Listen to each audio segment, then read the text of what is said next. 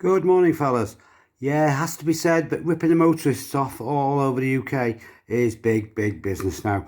Everything from car parks, Tesco car parks, NCP car parks, probably Dartford Bridge, probably motorways. This was a service station, Keele services.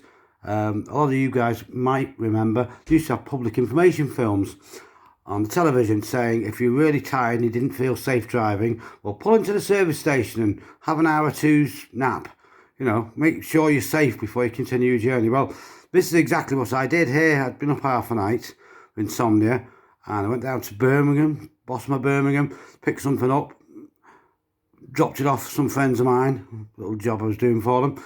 But on the way back, I was absolutely shattered. My eyes were dropping. I was going to cause an accident at the wheel. So I pulled into Keele Services. I went in, got something to eat, and I slept for a good hour and a half in the car. And I woke up feeling much better and continued my journey. And as you will see, I think it says how long I was here. I was here over 2 hours, and they have a 2-hour limit. So Parking Guy, which is one of these main rip-off organisations, sent me this charge. The good thing was, I was previously charged £380 by Marstons bailiffs for going over the Mersey Gateway Bridge, which is a big rip-off bridge near me. They only give you a few hours to pay your £4 charge, and I did end up giving them 380 quid. Well, it so happened that at the time, I got onto the fact that there was another one coming. So when this one was, before this one was on its way, I changed the keep on the car to a person that's, a different address, a miss, as you'll see. It could have been an auntie or a partner or what have you. Knowing full well there was another one coming. And I subsequently avoided paying this one and another, believe it or not, £550 one. Seriously. All done through the courts.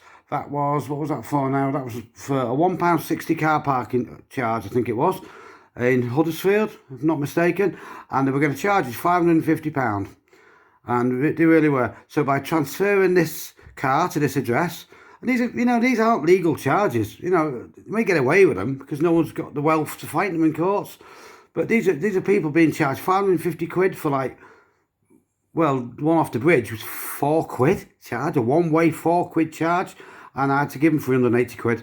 So I was determined after that they weren't going to get any more money off me. So I transferred the car. Obviously, I'm still insured. I'm still legal to drive it, but I transferred it to this miss, and it never actually went to her address. I can assure you of that. But when the Marstons bailiffs came around the house to wheel clamp it and carry it away to get this 550 quid plus charges, it would have been about 700 quid. They were allowed to charge about £800 for these Mickey Mouse charges, and subsequently the guy turned up early one morning, knocked on the door, saw the car there, but when he checked on the computer it wasn't registered to me, it was registered to this miss. So changing the keeper over briefly to a friend, shall we say, has saved us like 650 quid.